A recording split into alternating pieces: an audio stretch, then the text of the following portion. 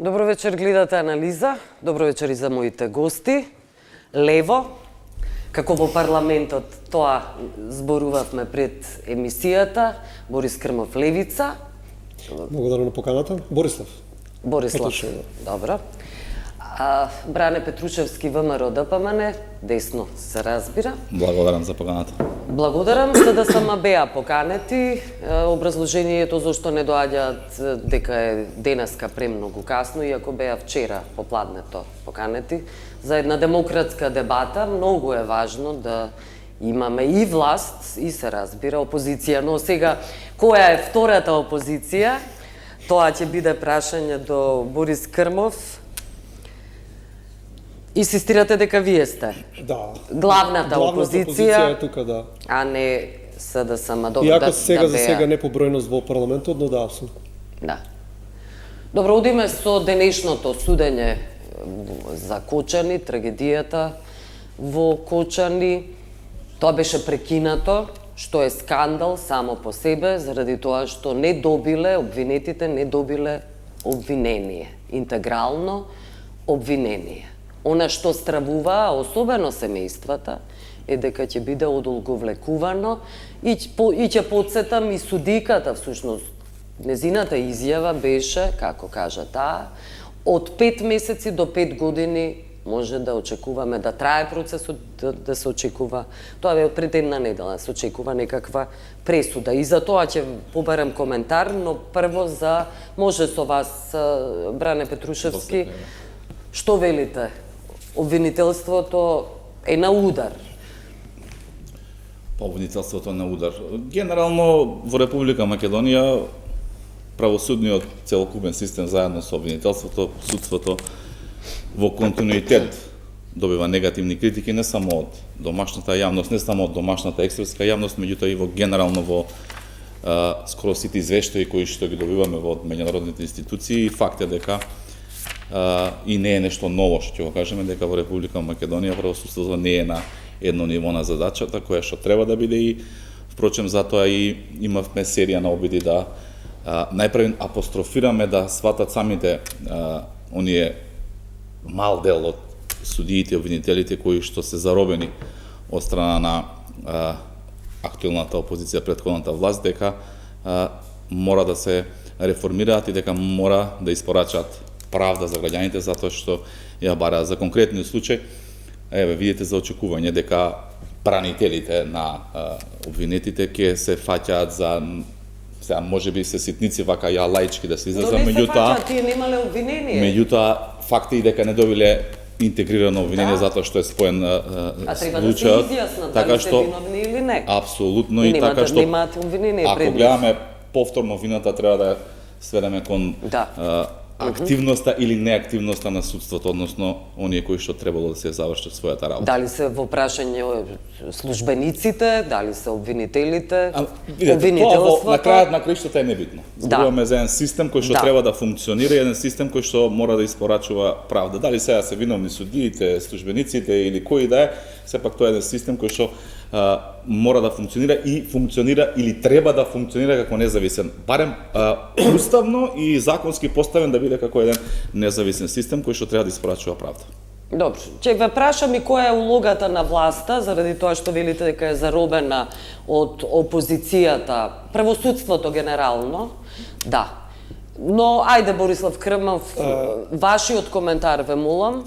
Во моментов правосудството е заробено од СДСМ, а ВМРО ДПМН тежно е повторно да го зароби како што беше претходно со со тефтерчињата. Мојот коментар е дека јас колку што можев да прочитам во медиумите, значи тука се работи за спојување на два случаи. Главниот случај за Кочани со тој случајот против газдата на Рубикон на Агенцијата за обезбедување и сега они кои ги споиле двата случаи од адвокатите на одбраната се тврди дека има одеднаш многу повеќе докази, дека некои од доказите се сменети, гледав за некои инспектори дека наводно првично во доказите ги товареле за, карикирам, од 2021 до 2025, па сега ги од 20 до 27 и слично, мислам не до 27, него до 23, значи некои работи дека се измешани. И сега ние имаме одложување и тоа е типично за македонското правосудство, нели, кое што ужива, у наводници ужива доверба од само 2%. И вие сама спомнавте за најавите веќе, излегува дека имаме најави, дека ова судење може да трае дури и 5 години. Јас мислам дека тенденциозно тој што се плашат родителите за жал ќе се оствари, значи тенденцијата ќе биде ова да се различе се повеќе и повеќе, затоа што во тие 38 мислам дека беа обвинети има голем број од луѓе блиски до ВМРО-ДПМН. Така да јас мислам дека иако бројот на обвинетите е голем, сепак мислам дека казните ќе бидат благи или ќе имаме за најголем дел од тие луѓе ослободителни пресуди и секако дека тоа не може сега да се случи, затоа што уште страстите се на високо ниво, но за 2, 3, 4, 5 години би била фактички сосема друга ситуација, кога веќе целата ситуација околу Кочани фактички ќе биде многу поспласната, нели тогаш ќе имаме други проблеми и така натаму. Така да останува да видиме, но еве го, значи многу лошо почнавме. Тоа сакам да кажам. Да. Само кратко во минатата емисија имав еден пример, дадов еден пример за Нирнбергскиот процес, кој траел 10,5 месеци, биле обвинети 22 главни нацистички лидери. Еве пак ќе го повторам тоа во контекст на изјавата на судиката Диана Груевска-Илиевска. Дали ќе трае 5 месеци или 5 години, никој не може да каже. И добро, дополнителни процеси имало и тие траеле 2 години и 4 месеци, говорам за Нирнбергскиот процес. Но самиот процес 10 месеци. Да, најстрашниот, најголемиот процес за злосторства против човештвото. Видете колку кратки се тие судски процеси. За жал кај нас не е така. Поставеноста на системот е таква каква што е, значи во самата судска постапка нели равноправно учествуваат и јавното обвинителство и одбраната. Механизмите за увлекување не се нешто ново, ги знаеме и од претходните процеси и за жал тоа нешто е некој проблем кој што го има во општеството, кој ни се повторува генерално на секој процес. Она кое што јас можам да го истакнам е дека за разлика од претходно, она кое што е надлежност на институциите кои што се под владата, пред се тука мислам на Министерството за внатрешни работи, својата задача си ја завршија експресно брзо, затоа што сите овие нели покрај ово обвинение кое што сега почна судската постапка, во текст се уште 2 обвиненија, нели дел имаше за оние приведувања кои што беа во делот на вработените во УЈП и она кое што го работи Основното јавно обвинителство за гонење на организиран криминал, чија надлежност е постапувањето на полициските службеници, исто така уште еден предмет. Сите овие предмети се сработени од јавното обвинителство врз основа на кривичните пријави, сработени и доставени од страна на Министерството за внатрешни работи. И она кое што еве дури мојот соговорник Крмов го истакна, а тоа дека во обвинетите имало луѓе кои што се дел од ВМРО-ДПМН, само ми ја потврдува блиски. Во ред, само ја потврдува она кое што цело време го говориме, дека не сме да има селективност по однос на постапување во случај кога некој се огрешил. Така што и овој аргумент оди во тој правец дека МВР неселективно, професионално и експресно брзо си е завршило својата работа. Во делот на работењето на судовите, на вистина не можам од позиција на власт ниту да реагирам, ниту да сменам нешто, затоа што знаете дека судството е независна власт во Република Македонија, така е поставен. Мицкоски говори постојано и за Љупче Коцевски, и за Добрила Кацарска, примерите ги знаете. Судскиот совет исто така беше предмет на критики, на интерпелација конечно во парламентот. Така, тоа е дел од она кое што ние уште во изборната програма го наведовме и добивме легитимитет од граѓаните тогаш во 2024 година и покренавме интерпелација на оние членови на судскиот совет кои што се избрани од собранието. Тие се во малцинство, сепак мнозинството го сочинуваат членовите на судскиот совет кои што се избираат од редот на судиите. Она кое што ние во континуитет го велевме, го критикуваме и ден денеска го велиме и го критикуваме е дека низата постапки кои што беа направени во изминатиот период кога СДСМ беше на власт, наместо да придонесат кон реформа на правосудниот систем, тие дополнително го заглавија и партизираа преку свој влијание, затоа што сведоци се дека, ако се вратиме назад, една од првите функции кои што ги презеде Зоран Заев како тогашен премиер новоизбран беше председател на телото за реформа на судскиот систем. Добро. Понатаму имавме многу кадровски решенија кои што беа носени директно, да речеме, Весна Дамева од правната комисија на СДСМ од штаб беше ставена за член на судски совет. И сега овие луѓе кои што го доведоа правосудството во ваква ситуација, не може да очекуваме дека истите можат да го подобрат.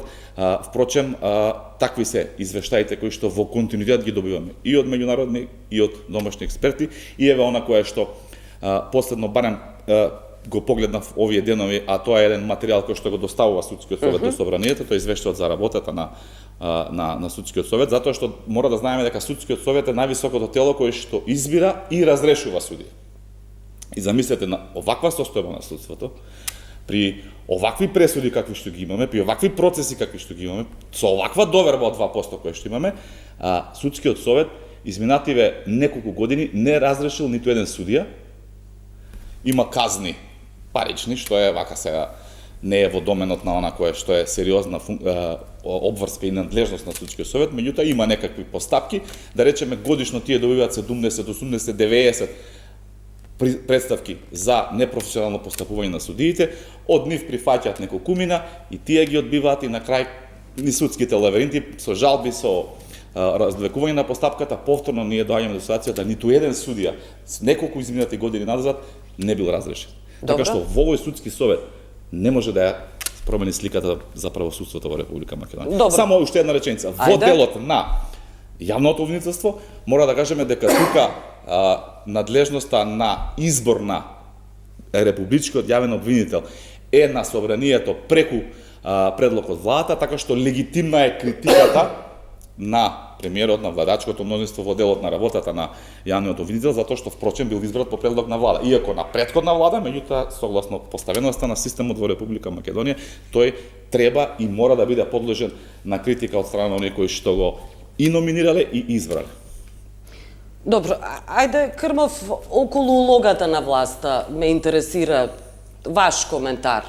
Ако нивната улога е да прават реформи, тоа подразбира дека власта ги држи во своите раце сите надлежни институции, особено оние финансиските, кои можат да прават проверки на имотната состојба. Конечно, проверки треба да се прават и на перформансите на работата на судиите. Околу тоа прашање, не велам да има ветинг, но некаква проверка и прочистување мора да има. Како што зборуваше колегата, он ја сврте малку работата на судскиот совет. Ние тука апсолутно се согласуваме околу тоа прашање, меѓу другото ние заедно со нив гласавме за интерпелацијата на судскиот совет, иако нели представници на судскиот совет ја игнорираат.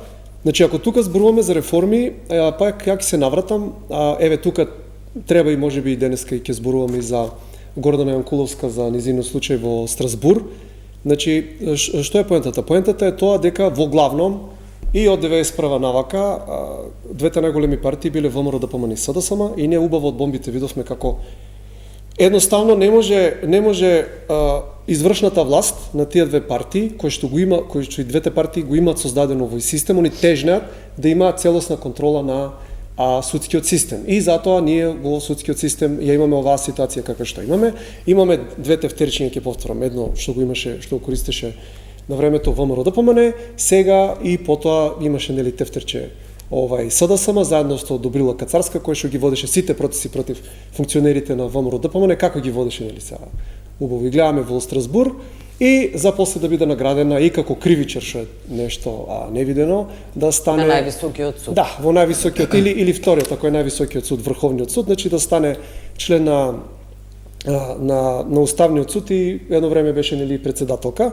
Така да ние меѓу другото во нашата програма го имаме тоа што го рековте, значи ние треба да имаме ветинг на судиите да видиме од каде им иде имотната состојба. Понатаму ние мораме да ставиме некој рок за постапките. Како ова што ни случува у Кочани, да не ни се случува. Понатаму на нас ни треба антинепотистички закон, например, затоа што имате татко судија, мајка обвинител, ќерка нотар и син Адвокат, немојте да заборавате, и син синот адвокат, мора да биде адвокат. и син адвокат. Да.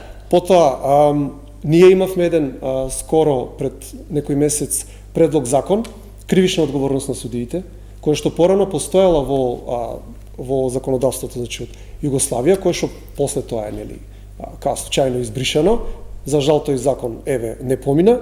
Да идеме еден вид од тоа што и се случи сега на левица да биде исклучено од рекламирањето, значи од тој некој си правен позитивизам дека наводно авторитетот на законот доаѓа од законот кон правичност. Значи не е поентата дали нешто е законито, поентата е дали нешто праведно и роковите за застареност треба на функционерите да бидат и така натаму, да можете вие да смените судија се практично не можете. Мандат на судиите сега имат вечен мандат, да имат кај нас е предлог до 9 години мандат и така натаму. Поентата ми е дека не можат овие две партии да направат редица од вакви реформи, затоа што тие се вгнездени во тој фактички систем и тој систем го имаат изнедрено фактички заедно. Механизмите на контрола ги гледаме, нели секој си има свој суди, свој обвинители и така натаму, и јас не очекувам ништо сериозно да се промени, не очекувам ни поместување кон довербата, се додека не дојде некоја опција како левица, да не изгледа сега нели секој си ја фали партијата, но фактички кој се има јавено како реакција на сите овие процеси. Нема изнедрено од нив, него како реакција на нив и само таква партија што фактички нема конекции, нема поврзано со тој систем, може да го менува. Но добро, ајде Бране Петрушевски да го прашаме дали се плановите на власта, на ВМРО ДПМН, вакви некакви реформи конечно да бидат направени. За кои говориме? Проверка на судиите. Најпрви мора да знаеме каква е поставеноста на системот, како уставно уреден системот и никако да не ја забораваме. И впрочем тоа доаѓа како предлог од Европската комисија, независноста на правосудниот систем. Ние во минатото сме имале многу модели на избирање на судии. Сме имале дори случаи кога во 90-тите и 600 судии во еден ден избрало собранието во време на СДСМ. Не, кога велите дека се заробени, кога се извинам. Затоа што судскиот сод е органот кој што формално, правно и уставно поставено е замислен како орган кој што треба да спроведе и ветинг, и проверка на судиите, и професионално и непрофесионално постапување и на крајот на краишта разрешување и избор на судиите. За жал тој таа надлежност, како што кажав претходно, од извештаите кои што тие ги доставуваат до собранието, не ја работи. Зошто не ја работи? Затоа што во најголем ден таму членовите се поставени политички од страна на претходната власт со мандат кој што е таков каков што е и не може да бидат разрешени. Најмалку пак ќе им проработи совеста дека оној орган кој што ги поставил таму, тоа е собранието, им изгласал недоверба, односно интерпелации, дека истите треба да се поднесат оставки за да остават на некои нови луѓе да го спроведат да ја спроведат таа реформа. Во делот на она кое што значи финансиска независност на правосудниот систем, веќе имаше изјави од премиерот дека и тоа е дел од планот за раст на Европската комисија, дека до крајот на оваа година календарска ќе бидат донесени законите кои што значат одредување на процент од буџетот кои што ќе идат не за судскиот и јавнообвинителскиот систем и тука власта нема да има не само за платите, комплетно финансирање. Барањата на Европската комисија се прецизни. Ресурсите, човечките ресурси, материјалните ресурси мора да бидат пополнети. Суштината е комплетно независно тие да одлучуваат од набавка на репроматеријали за хартија и не знам што до платите и вработувањата. Во делот на вработувањата на стручните служби планот за вработување служби имате и барања за суди, има и бројки кои се неопходни. Тој сега е во нивна надлежност и сега судскиот совет избира суди. Зборуваме во делот на стручните соработници дека тие ќе изготват план за вработување годишен, ќе го достават на одобрување кај судскиот совет и само ќе информираат владата дека таа и таа година. Меѓутоа комплетна независност ќе им биде овозможена со делот на процентуална зафатнина на буџетот и тие со тие пари ќе располагаат комплетно и за плати, и за вработување, и за материјално, и за техничко функционирање, и за реконструкција на суди, се комплетно ќе бидат независни. Јас лично не сум уведен дека ваквиот модел ќе даде решение на проблемот, затоа што мислам дека да, има удел финансирањето, меѓутоа мислам дека поголем проблем и поголеми реформи кои што ни се потребни во правосудниот систем се токму кадровските реформи. Нас не треба нови луѓе кои што ќе ја променат сликата за правосудниот систем. Затоа ви велам дека треба да направите некаква проверка. Конечно, антикорупцијската комисија ги има сите имотни детали на сите функционери. Не е спорно тоа. И тоа може да го направи било која институција. Меѓутоа, надлежноста судија да биде разрешен од доживотниот мандат, како што рече Крмов, е исклучиво на судскиот совет. Судскиот совет е тој кој што разрешува и именува судија. Но може да се инициираат истраги токму, за сомнително потекло на имот. Тоа се почетоците. Неспорно е тоа, меѓутоа верувајте дека секое мешање на извршната власт во делот на судската власт ќе биде дочекано на нож од многу и меѓународни институции и од нормално домашните. Па добро, тоа е планот е да се седи со скрстани раце, не разбирам. Не, планот е ова кој што го зборев, да им се обезбеди независно финансирање до крајот на оваа година преку овие законски решенија кои што се во делот на дека нема да бидат заробени систем. Не, и ќе повикуваме во континуитет да судскиот совет се реформира, да се оние членови на кои што им изгласана интерпелација, односно недовер во стварнината за оставка и во делот на нормално јавно мешање, кога веќе инсистирате да нема мешање, тоа е мешање. Не, видете, има многу голема разлика. Има многу голема разлика во однос на ова кое што го говорите. Значи, ние зборуваме за интерпелација на членови на судски совет кои што се избрани од собранието. Зборуваме за тројца членови на судски совет. Тие ги избира собранието согласно со устав. И ние бараме тие тројца членови затоа што ние како мешање, тоа ви велам. Вие барате да излезат од судскиот совет. Ама собранието ги поставило, таа надлежност ја има собранието.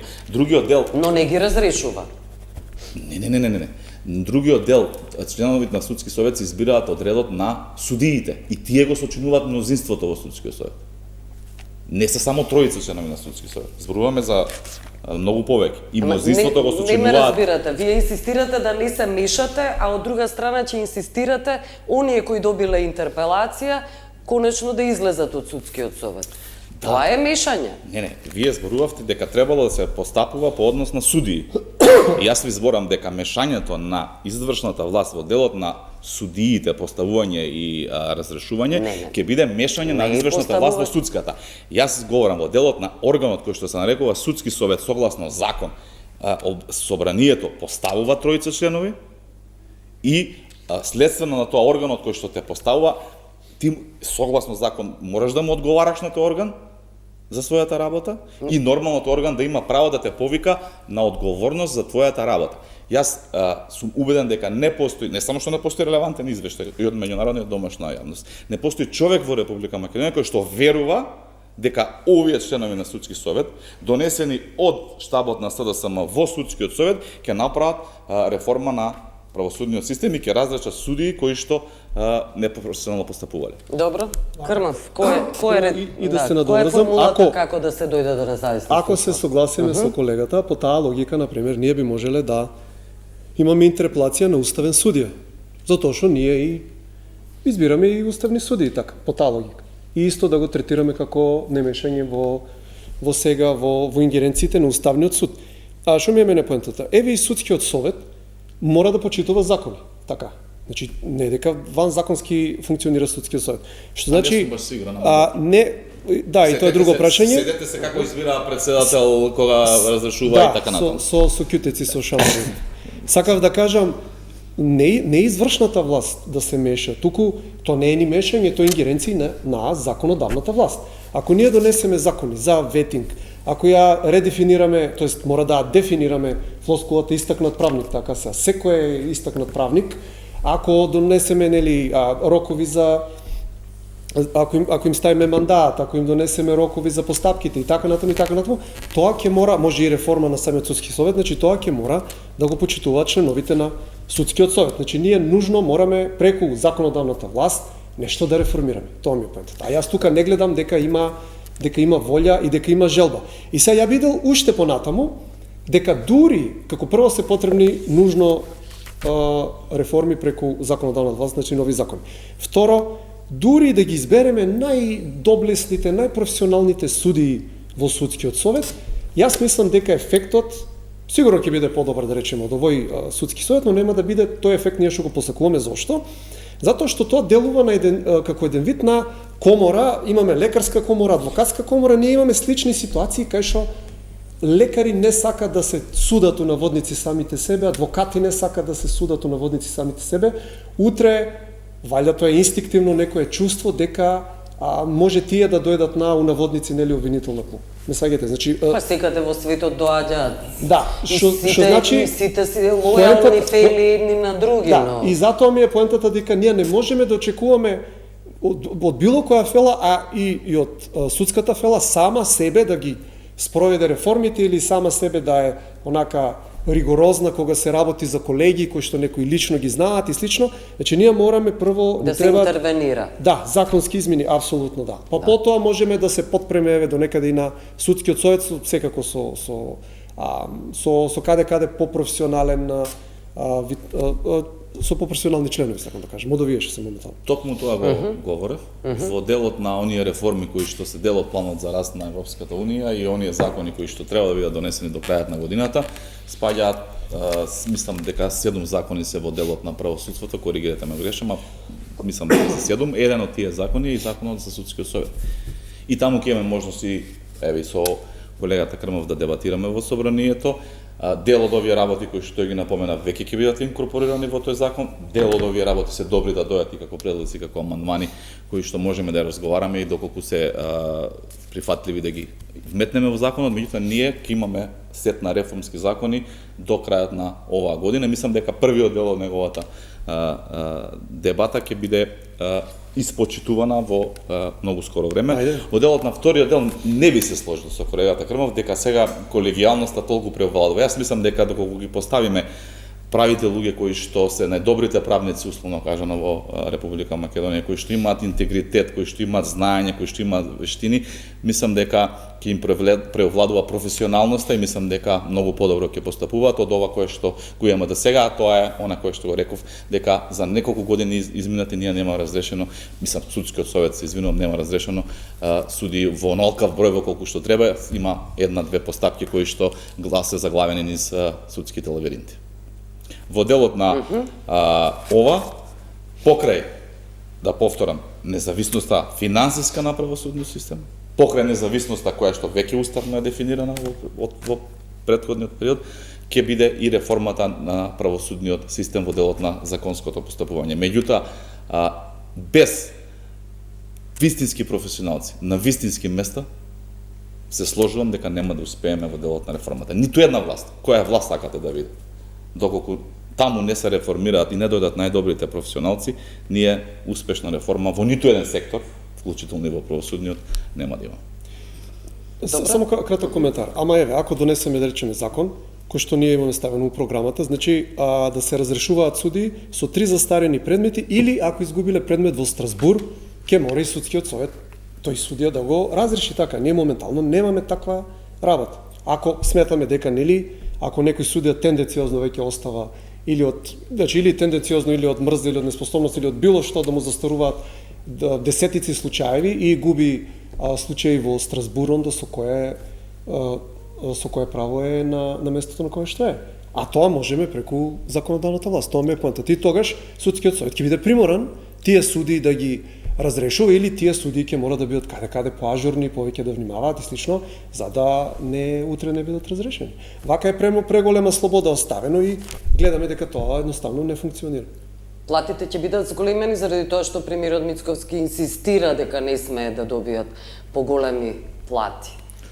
Затоа што тоа го аргументираше со тоа што нашите суди имаат солидни плати споредбено со нивните колеги во регионот, па и дури во Европската унија, иако далеку стандардот не е под тие држави. дополнително, да речеме, председатели на основни судови дозимаат многу поголема плата од премиерот на државата, така што не би се сложил дека сега тие имаат ниски плати, зборуваме дека за плати од 120, 30, 150 илјади денари нагоре. Не, тие имаат безобразно големи плати, така а не ниски. Се сложуваме во тој дел, така што тоа го аргументираше премиерот. Меѓутоа, да. Согласно она кое што сме го прифатиле како држава во делот на планот за раст, да им се обезбеди финансиска независност, од моментот кога ќе се донесат тие закони, ќе им се обезбеди процент од буџетот со кој што тие ќе располагаат. Дали судскиот совет парите ќе ги троши на сопствените плати или ќе инвестира во, не знам, нови судници, или ќе инвестира во нов кадровски потенцијал во делот на суди и во делот на стручни служби кои што многу се потребни исто во правосудството, тогаш ќе се елиминира овој аргумент кој што го напомена Крмов да му заостануваат предмети на одреден судија. И сега они тоа го правдаат, ние сме пренатрупани со предмети, а немаме доволно студии, немаме доволно стручен кадар. Еве ќе се елиминираа тој проблем и тоаш може да се размислува за едни вакви законски одредби во кои што ќе се утврдуваат и рокови за постапување и нормално санкции за непостапување и разрешување. Така што вредни се овие предлози за дебата, ќе имаме можност во собранието наскоро да разговараме за ваквите законски решенија и секоја иницијатива или предлог е добре дојден да се разгледа, да се издебатира и доколку е позитивен, доколку е во насока на реформа на правосудниот систем, апсолутно немаме против да биде прифатен. Краток коментар околу платите. Ние во минатиот мандат, кога уште можеше да се блокираат закони, блокиравме едно безобразно изголемување на платите на судиите, кои што после тие најдоа креативни начини повторно да им ги зголемат платите, иако тоа е уредено директно со закон кој што беше блокиран, но не и се. Поентата ми е дека да, тука сите сме согласни дека платите се безобразно високи, а највисоки плати во суштина треба да имаат според нас обвинителите. Затоа што тие луѓе, зборуваме ако обвинителот си работи работата како што треба, тие луѓе буквално ставаат глава у торба и се изложени на многу поголем ризик од судиите. Така да апсолутно мислиме дека и во тој дел треба да постои реформа и многу поголемо внимание да биде на обвинителите, да бидат посоодветно згрижени, да имат повисоки примања за фактички да бидат послободни во своето делување. Само да информирам. Корупцијата не зависи од висината на платата, тоа сме сите свесни, јавноста е еднакво. Меѓутоа, само на дополнување во делот на јавното милоство, може би јас во излагањето го изумив, ист закон, ист принцип ќе има и за јавно милоство. Во делот на процентуална зафатнина од буџетот, кој што ќе биде насочен кон јавното обвинителство и комплетна независност на постапувањето на јавното обвинителство преку Советот на јавни обвинители. Така и тој закон ќе дојде во собранието многу скоро и исто ќе можеме да дебатираме за ова кое што го говориме вечер. Добро, одиме со реклама. Останете со нас. Добро, се враќаме во анализа. Бране Петрушевски, Бранислав Крмов. Борислав. Се извинувам, Крмов. Сега, знаете како, во јавноста има перцепција дека Гордана Јанкуловска, поранешната министерка за внатрешни, е ослободена во Страсбур. Но тоа не е така.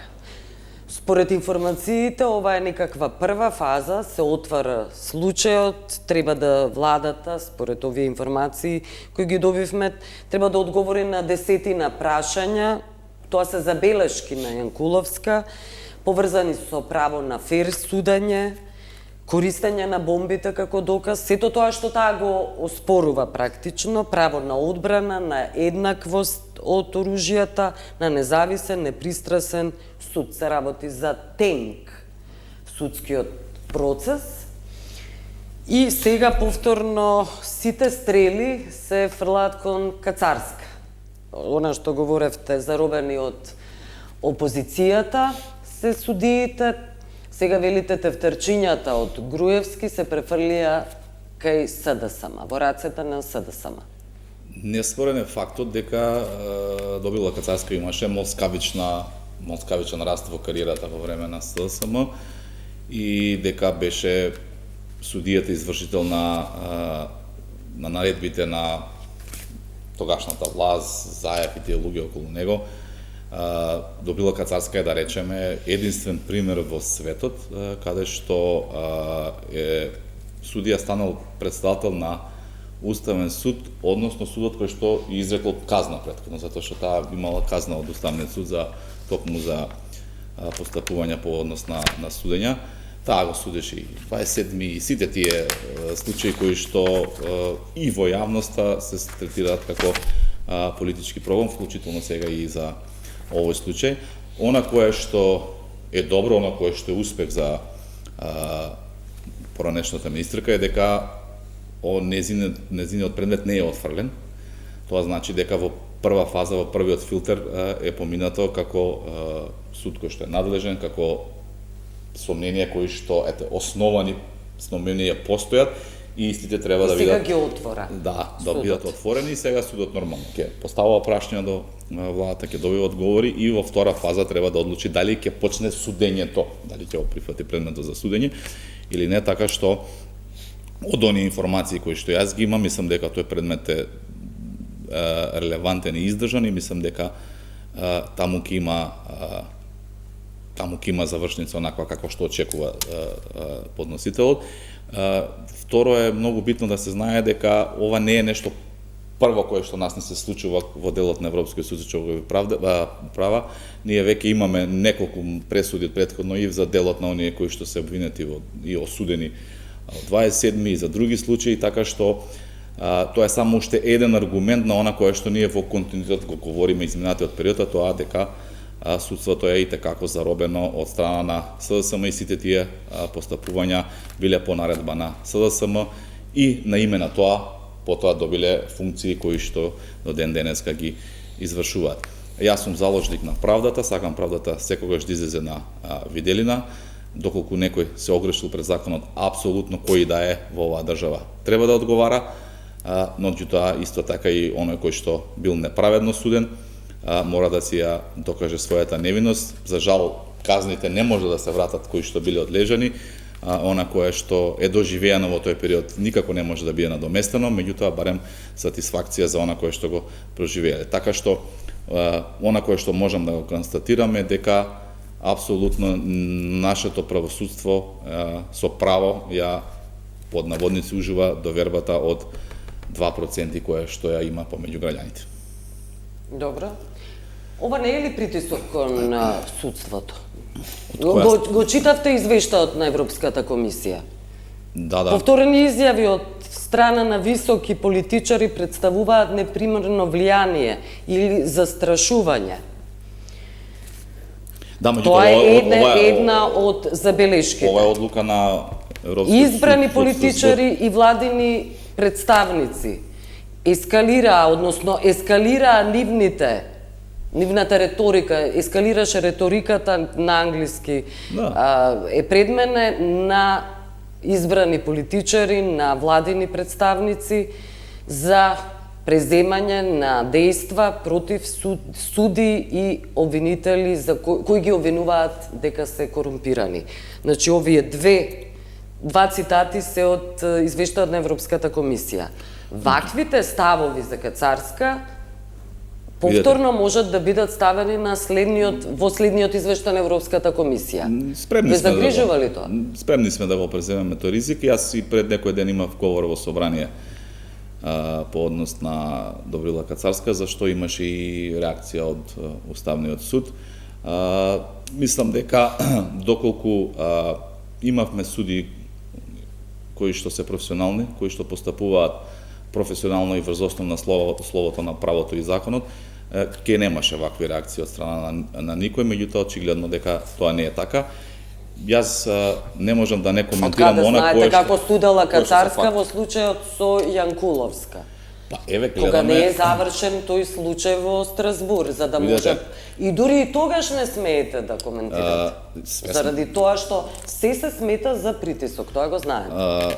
До сега дебатиравме цело време за правосудството и сега ако мислиме дека правосудството не е супер, тогаш еве да не коментираме. За одделни суди, јас ги прочитав забелешките на Европската комисија. Тоа се демократски некакви вредности кои мора да се имплементираат во Македонија. Демократски вредности се, например, уставен судија да се извршува својата функција, а не да дава политички коментари. И јас не можам да не коментирам кога Добрила Кацарска на бугарска телевизија ќе изјавува дека бугарите треба да влезат во уставот и дека немало никаква пречка, затоа што тоа може она да се излезе на избори како кандидат на СДСМ за пратеник, да освои мандат во собрание и тогаш да дава вакви изјави. Јас не можам да не коментирам, да речеме, ова кое што вечерва... Само избрани представници треба да од владата и од парламентот треба да коментираат Апсолутно, политички уставен судија никако не смее да коментира, ставови? затоа што согласно устав таа не смее да има политички ставови. Добро. Таа треба да биде независна во своето постапување. А очигледно не е. Ако имаме вакви... Ова не е прва пресуда на Европскиот суд за човекови права. Односно, почеток, да речеме, на поставка. Ова не е присуда Так, за Јанкуловски, не, така извинувам. го почнав. Али првиот филтер е поминат. Меѓутоа, ние претходно имаме неколку пресуди и вакви случаи во делот на луѓето од 27, на кои што таа им судела од завали од 9 до вечер до 21 без да ги пушти да излезат од овакво. По целодневни судења. Со таа беше казната дека незаконски постапувала по однос на приговорите на бранителите на овие луѓе. Таа има од Уставен суд казна. Таа се изучува Добрила Кацарска во универзитети како пример негативен како не треба да се води еден судски процес. И сега јас не можам во делот кога зборувам за реформа на правосуден систем да не истакнам личности кои што се дел од тој правосуден систем, високо позиционирани, кои што вршеле таков начин на судење како што вршеле, дека не се тие пречка за реформа на правосудниот систем. Јас не можам да не истакнам дека тоа се факти, дека Весна Дамева не е земена од штаб на СДСМ како член на правна комисија и доведена во судскиот совет. Јас не можам да кажам, мислам дека и Крмов беше сведок, како жестоко се бореат пратениците на СДСМ, претходниот јавен обвинител да го стават за уставен судија кој што исполни години за пензија и беше му помина мандатот. Добре, жестоко јас се ви бореа, кажам зашто? Затоа што дека пак ќе одработувал за нив. Јас не можам да молчам. Јас не можам да идентично. молчам пред фактите кои тоа се факти. Ај сега да кажам дека не Зоран Заев не беше председател на ТЕРОЛ за реформи на правосуден систем. Јас не, да молчам да кажам дека имавме испади во овој правосуден систем кога формиравме како држава специјално јавно обвинителство кое што покажа како треба да се корумпира, а не како треба да се обвинува. Тоа се Добре, факти ајде кои да што му ние дадеме. мора да ги истакнеме, од тие факти мора да учиме и да извлечеме поука како држава за да не ги повториме таквите грешки. Така што може да реагира и легитимно е да реагира. Кој сака, меѓутоа тоа нема да го смени начинот на кој што јас и еве власта ќе говори по однос на овие аномалии во правосудниот систем. Јас само кратко би додал, значи тоа е поентата, ќе видиме како ќе заврши тој случај. Еве и за неа позитивно да заврши, како да кажам, значи тоа е таа последица од судење. Сега ја вршам притисок на судиите тука критикувајќи, да. Тоа е таа последица од судење со тефтерчиња, а ние можеме на некој начин да се соживееме со Гордана Јанкуловска како жена која што еве пропатила низ многу работи, но како функционер апсолутно не, затоа што само малку да се потсетиме во бомбите како таа решаваше луѓе, ќе решаваше, ќе кинеше и така натаму. Тука треба фактички да ставиме граница. И во еден вака тотално, ја би рекол, нефункционален систем, не можете да очекувате од таква непрофесионалност и на судски совет, и на суди, и на Уставен суд, на Врховен суд. Не можете да очекувате ни ништо подобро од политичарите. За жал, дури јас мислам дека и тој притисок можеби е и оправдан и потребен, како да кажам. Добро. Во одредени случаи. На сајтот на МВР осамна фотографија на Ремзи Мифтари, одговорен за возниот парк на Дурмотурс, осуден на 10 години за несреќата Ласкарци, загинаа 16 патници, 30 повредени луѓе беа, доби 10 години казна. Неговата фотографија е до фотографијата на Артан Груби и на Васко Ковачевски. Тројцата избегаа. Сакате вие прв, Петрушевски, како се случува да ви бегаат клучните луѓе, онака како што и Груевски избега, предпоставувам, тогаш кога е најтешко, да биде најлесно да се избега?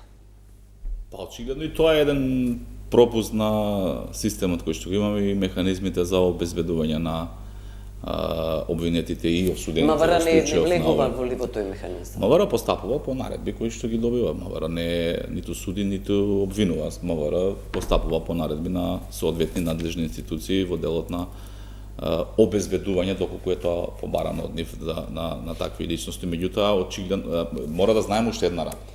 Кога дебатираме за институции, не значи дека од еднаш со промена на власт се променети сите вработени во одредена институција.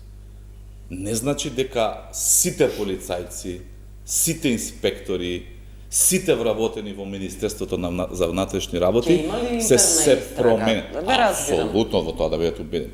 Значи, таму талогот на општеството кое што бил вработуван во претходните години се уште за жал функционира и се уште прави штети на ова општество. Колку години би правило штета талогот од претходната власт? Се додека не бидат изведени надвор од тие институции, претпоставам. Ајде, како што сме тргнати со овие кои што вие ги имало интерна истрага за Артан Груби, апсолутно, за Васко Ковачевски. И еве, ова е третиот човек што и Перпарин, овој како се викаше од лотарија, така да има повеќе луѓе, апсолутно дека има. А премногу порозна е границата на Македонија. Не е дали е порозна границата или не е порозна, ние се уште не знаеме, барем вака формално, дали се во државата или над во државата, за да кажеме дека не е порозна границата или не е порозна границата. Меѓутоа, да ни треба реформи и во тој систем, и таму има одредени измени законски, во МВР, сега ако сакате да зборуваме на таа тема, во делот на интегрирано гранично управување, реформите кои што се прават во делот на EULEX, Frontex, така што не сме ние затекнале држава која што функционирала безпрекорно и била перфектна и сега одеднаш ни се случуваат вакви работи. Ние затекнавме кога дојавме на власт руинирана држава во секој сегмент. Не имавме гранични премени кои што апсолутно полицајците нема кошула да облечат. Ги нема на работно место или што и да е. Имаше министрот изјави на таа тема. Значи зборуваме за еден руиниран систем. Руиниран систем треба време да се доведе во нормал. Не може вие пациент кој што е тотално наказан да го однесете на доктор и да му кажете ај од сега овој да биде 24 годишен човек. Казнете луѓето кои требале да се грижат. Апсолутно се казат бегствата да бидат спречени. До сега зборувавме дека имало постапки во делот на луѓе кои што се блиски до ВМРО. Да. Зборевме претходно, не зборевме, ама и факт е дека имаме директор на платежна агенција кој што е од ВМРО ДПМН, кој што е приведен, кој што е изведен пред лицето на правдата. Тоа е најголемиот успех на ВМРО ДПМН. Не, најголемиот успех на ВМРО ДПМН е начинот во кој што ја води државата и правецот во кој што ја води државата, меѓутоа сега зборуваме за луѓето кои што се приведувани и така натаму сторили криминал, така што во делот на човекот од СДСМ, министер за земјоделство поранешен и поранешен заменик министер во исто време. Ама сега ние сакаме борба со корупција или не сакаме? Ако сакаме како општество борба со корупција, таа борба со корупција ќе има и од едните, и од другите, и од третите, и од четвртите, и од неопределените, од било секој кој што се огрешил треба да одговара. И тоа е принципот на оваа влада и тоа го докажуваме. Добро. Ајде, Крмов ве молам. Значи, како прво колега, треба да даете барем некој разумен рок до кога мислите да се вадите на тоа дека сте скоро на власт. Не, веќе не сте скоро на власт, веќе сте години и пол, колку сте и повеќе од тоа. Значи, до кога 16 месеци. Да. Нека биде 2 години или нешто и после конечно ево и вие да бидете криви. 20 би било. Па не би било доволно, се извинувам. Имаме една ситуација, значи после бегањето на Груби, ова на пример сега не би смеело да се повеќе да не се случува. Имаме една многу и ова треба јавноста фактички да го знае. Мене не ми е јасно како оваа ситуација која што се има случајно, и сега ќе објаснам, не предизвикала некој основано сомневање у МВР, значи ние имаме ситуација на Ремзи Мифтари, кој што е бил шеф на возниот парк на Дурмотурс и осуден на 10 години, значи затвор правосилно, и Дурмиш Белули, кој што е газдата, исто осуден на 10 години затвор. И двајцата отидоа на операција на тестиси. И двајцата отишле на операција на тестиси скоро истиот ден. Ја не стигнав да проверам, не знам дали тој податок го има, можеби и кај истиот доктор, очигледно со цел да се различи судењето, и сега како тоа не предизвикало основано сомневање во исти случај двајца обвинети, па иста имаат казна, одеднаш добиваат иста диагноза, Да. многу сличен период, идат на исти зафат, па компликации им се јавуваат на двајцата и така натаму. За едниот да избега, додека вториот уште, барем сега за сега, знаеме дека е тука и треба да се јави пред судот на 1 декември. Тоа му е дадено како последен рок. Значи, ја уште ево тука апелирам до министерот, значи, човекот се вика Дурмиш Белули, тој човек уште сега да, не знам како е процедурата од МВР, еве ја имам основано сомневање дека ние можеме да имаме уште еден бегалец, па да гледаме еве и таа слика кај тие Most Wanted што ни се од МВР, не постапува МВР само по наредби од јавно обвинителство или нешто, така, значи треба да има И од судот.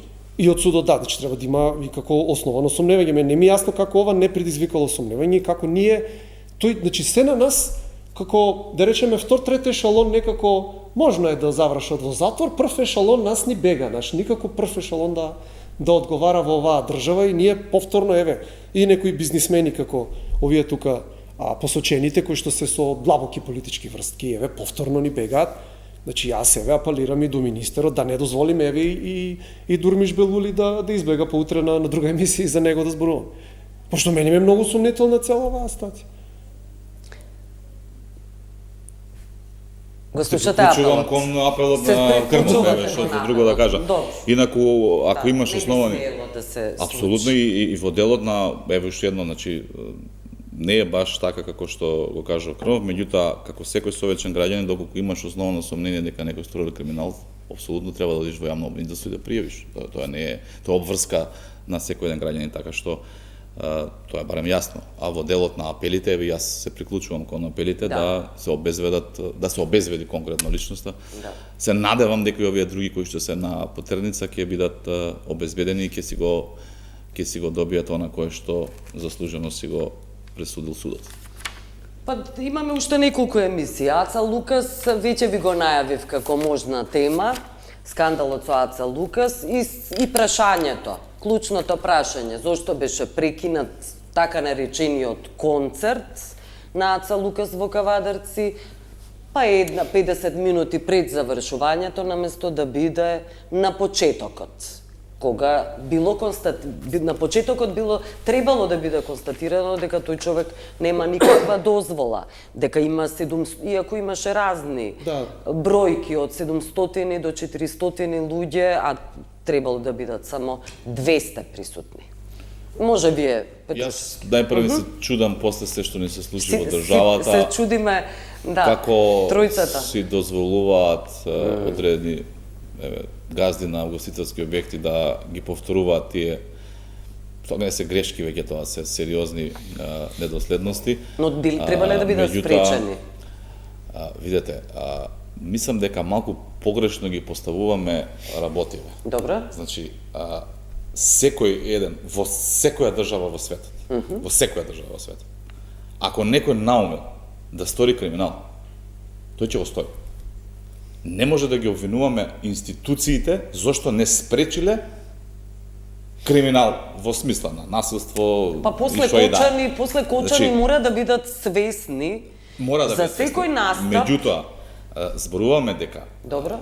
ние како држава треба да имаме инспекцијски контроли кои што биле За тоа направени, говориме, кои за што тоа. биле направени, кои што биле Јас не велам направени. дека Тошковски требал да ги испитува. И да сакал не можел затоа што Дозволите беше и така во натаму. Значи, говориме- болница, меѓутоа зборуваме дека инспекцијски контроли зајакнати, се она што требало да биде направено било направено. Сега ако некој ван закон пуштил колку и да се луѓе, не знам сега, не ме фаќате за збор, не може да го обвиниме Министерството за внатрешни зошто не предвидело такво нешто и не отишло. Значи тоа е на совеста на луѓето, да ги почитуваме законите. Немојте совеста Во делот на на луѓето, постапување. да се повикувате на совеста Не, на зборувам луѓето. во делот на овој Никој случај. не Во се делот- раѓа со совест. Вие Во делот добро тоа на го знаете. Така, во делот на Општеството се грижи за совеста Во делот и за на- спроведување на законите. Апсолутно и тука Да. се служувам. Во делот на постапување било постапено Државата. колку што јас барем прочитав од соопштенијата, сега јас Да. не можам да навлегувам дали Аца Лукас навистина не можам да навлегувам во детали, ниту ми е надлежност такво нешто да коментирам. Посебно одредени смешни изјави кои што доаѓа, меѓутоа Но направени се пропусти, кое тоа што го е констатиравте. констатирано, Да. казнето, постапено. Суштината ми е дека ние како држава треба да имаме механизам за постапување, За превенција. санкција и превенција. Пред се Меѓутоа, за превенцијата не значи дека ќе предвидиш насилство негде и си должен да го спречиш. Превенцијата значи работа на совест, инспекцијски како не е сега, што е превенција? Ако не инспекцијски контроли, ако не постапување на институциите во рамките на своите надлежности. Јас она кое што го зборев, ако некој наумил да Значи не работа на совест, туку действување на институциите, ви сам го кажа. Апсолутно, и видете, превенцијата подразбира и образование, и кампањи, и подигнување на совеста, како не подразбира. Но пред да, апсолутно, додека и тој дојдеме дел е до превенција. совеста и до кампањите Така и е. така Треба да натаму, треба да владење на правото треба да биде на Апсолутно, сила. како што ова власт покажува Да. во многуте случаи што сега ги набројав. Експресната реакција на институциите е многу битна. Експресната И тоа реакција. не го сториле. Заради тоа што се Кавадарци е мал град, како и Кочани, но ајде јас да не дебатирам Види, со вас. сега јас Крмов. само да довршам. Значи, доколку има одредени непостапување, како што вие алудирате, или несоодветно постапено, јас само можам да ви уверам дека ќе има санкции Да. за оние кои што не постапиле. Тоа можам да ви уверам. Морале да знаат надлежните, но ајде Значи, Крмове како прво молам, да не дебатирам јас. имаше контрадикторни информации. Информацијата стои дека тој локал имал капацитет од 200 луѓе. Да. Газдата тврди дека имало 400, Да. МВР тврди дека имало 700, а самиот така АЦ Лукас тврди дека имало 2000 дури. Да, И сега точно. ние не ја знаеме точната бројка, но очигледно дека таа бројка е надмината. Понатаму се тврди дека било прекршено законот за забрана за пушење, дека имало малолетници, нели бил надминат капацитетот. Сега проблемот тука настанува кога го привеле АЦ Лукас, го привеле затоа што тој немал дозвола. Сега, ако ние за дали ќе се пуши внатре или дали ќе се преполни капацитетот, треба да почекаме да почне концертот, органите морало да знаат дека он нема дозвола. Што значи ако Надлежните институции. Да, апсолутно. Инаку не ја набавил он додека почнал концертот, што значи ако знаеле они на време дека он ги нема сите потребни документи, тој концерт немало ни да се одржи. Значи ние повторно се ставаме во ризик да имаме вака преполнет капацитет и негде пола саат пред крај имаше и рација и во Кочани, нели, само таа беше за дрога, не беше за нешто друго. Исто негде пола саат, ова како некоја пракса излегува, пола саат пред завршување на концертот, што значи сега какви да се законските прописи, пута 10 од тоа ние треба институциите да се на штрек. Секој концерт, колку и да е мал, во кафуле, во Особено отворено, затворено, колку е мал, на тоа каде и треба да да се е, внимава. каде и да е, треба да се Во мал град на тоа мислам. пута 10 да се заострени и на најмала неправилност да се реагира. Значи требало уште у старт овој концерт, ги нема пејачо документите и готово концертот не се одржува. Ние сме можеле пак, значи буквално пред да влезат полицајците, пред да го соберат сцена да му стат листи да го опсати тоа, сме можеле да имаме повторно некоја слична ситуација со 500, 600, 700 луѓе во некој мал простор. Тоа е работата. Да. Но вели Петручевски дека ќе бидат санкционирани и казнети. Само јас не сум сигурен, сега извинете за овој случај, не сум многу во детали запознаен. Мислам дека согласно официјалните соопштенија не бил приведен, туку бил повикан на информативен разговор, така што мислам дека терминолошки не е баш прецизно, меѓутоа ќе повторам, она кое што можам да го гарантирам и да ви уверам сите дека доколку има прекршување на било кој Но треба да има пресконференции. Се согласувате ли, Бране Петручевски? соодветна реакција во смисла на пресконференција од Па вебе за вакви случаи. Треба да има пресконференции во Министерството за внатрешни, да ги дознаеме точните бројки, на пример, да не смееме да шпекулираме. Не, транспарентноста на институциите апсолутно треба. Тука нема дебата. Да. Добро, на крај сме, јас благодарам што бевте гости. Благодарам на поканата. Благодарам. Пријатно.